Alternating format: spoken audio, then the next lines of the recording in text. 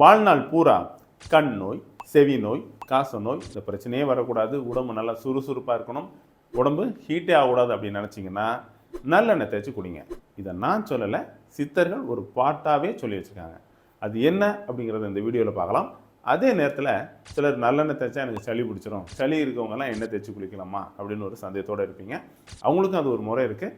என்ன அப்படிங்கிறத இந்த வீடியோவில் பார்க்கலாம். வணக்கம், நான் உங்கள் சித்த மருத்துவர் மெல்வின். முதல்ல சித்தர்கள் என்ன சொல்லியிருக்காங்க அப்படிங்கிறத பார்க்கலாம். புத்தி நயன குளிர்ச்சி, பூரிப்பு, மெய்ப்புலம், சத்துவம் காந்தி, தனி இளமை, மெத்த உண்டாம், கண் நோய், செவி நோய், கபால அழல், காச நோய், உண்ணாய் போம் எண்ணெயால் போற்று. இந்த பாட்டை கேட்கும்போதே தெரிஞ்சிருக்கும், நான் சொன்ன எல்லா பிரச்சனைக்கும் கண்டிப்பாக நல்லெண்ணெய் தேய்ச்சி குடிக்கணும் அப்படிங்கிறத சித்தர்களே சொல்லியிருக்காங்க. சரி, நல்லெண்ணெய் தேய்ச்சி குடித்தா சளி பிடிக்குதுன்னு பயமாக இருக்கா? வேறு ஒன்றும் பண்ண வேண்டாம். 100 மில்லி நல்லெண்ணெய் வாங்கி அதில் ஒரு 5 கிராம் ஜடாமாஞ்சில் அப்படிங்கிற ஒரு பொருள் இருக்குது. இது சாதாரணமாக நாட்டு மருந்து கடையில் கிடைக்கும். இதை 5 கிராம் போட்டு காய்ச்சி அந்த எண்ணெயை வடிகட்டி தலைக்கு தேய்ச்சிங்க அப்படின்னா சளி அப்படிங்கிற ஒரு பிரச்சனை இருக்காது. அதே நேரத்தில் சாதாரணமாக நல்லெண்ணெய் தேய்க்கிறத விட இதை தேய்ச்சி குடிக்கும்போது எண்ணெய் எஃபெக்ட் நல்லாவே இருக்கும்.